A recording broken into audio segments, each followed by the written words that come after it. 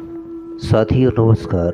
मित्रों, प्रश्न उठता है युक्तः विशेषण के सहित विद्वान पद किसका वाचक है।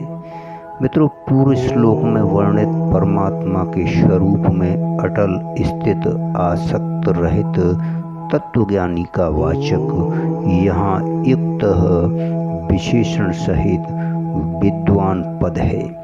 मित्रों, शास्त्र विहित कर्मों में आसक्ति वाले अज्ञानियों की बुद्धि में भ्रम उत्पन्न न करने के लिए कहने का क्या अभिप्राय है। मित्रों, क्या ऐसे मनुष्यों को तत्व ज्ञान का या कर्मयोग का उपदेश नहीं देना चाहिए।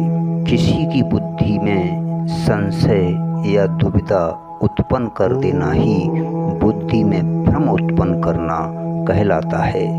अतः एवं कर्मासक्त मनुष्यों की जो उन कर्मों में कर्म विधायक शास्त्रों में और अदृष्ट भोगों में आस्तिक बुद्धि है, उस बुद्धि को विचलित करके उनके मन में कर्म के और शास्त्रों के प्रति अश्रद्धा उत्पन्न कर देना ही उनकी बुद्धि में भ्रम उत्पन्न करना है। यहाँ भगवान ज्ञानी को कर्मासक्त अज्ञानियों की बुद्धि में भ्रम उत्पन्न न करने के लिए कहकर ये भाव दिखलाते हैं कि उन मनुष्यों को निष्काम कर्म कर का तत्व ज्ञान का उपदेश देते समय ज्ञानी को इस बात का पूरा ख्याल रखना चाहिए कि उसके किसी आचार व्यवहार और उपदेश से उनके अंतःकरण में कर्तव्य कर्मों के या शास्त्र आदि के प्रति किसी प्रकार की अश्रद्धा या संशय उत्पन्न न हो जाए, क्योंकि ऐसा हो जाने से वे जो कुछ शास्त्र विहित कर्मों का श्रद्धा पूर्वक सकाम भाव से अनुष्ठान कर रहे हैं, उसका भी ज्ञान के या निष्काम भाव के नाम पर परित्याग कर देंगी। मित्रों, इस कारण उन्नति के बदले उनका वर्तमान स्थिति से भी पतन हो जाएगा।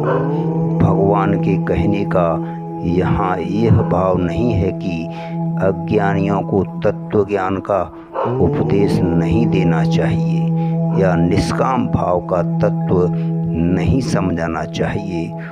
उनका तो यहाँ यही कहना है कि अज्ञानियों के मन में ना तो ऐसा भाव उत्पन्न होने देना चाहिए कि तत्व ज्ञान की प्राप्ति के लिए या तत्व ज्ञान प्राप्त होने के बाद कर्म आवश्यक है, ना यही भाव पैदा होने देना चाहिए कि फल की इच्छा ना हो तो कर्म करने की जरूरत ही क्या है, और ना इसी भ्रम में रहने देना चाहिए।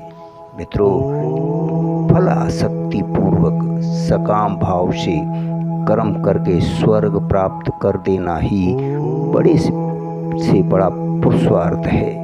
मित्रों, इससे बढ़कर मनुष्य का और कोई कर्तव्य ही नहीं है, बल्कि अपने आचरण तथा उपदेशों द्वारा उनके अंतःकरण से आसक्त और कामना के भावों को हटाते हुए उनको पूर्ववत श्रद्धा पूर्वक कर्म करने में लगाए रखना चाहिए। धन्यवाद, शुक्रिया।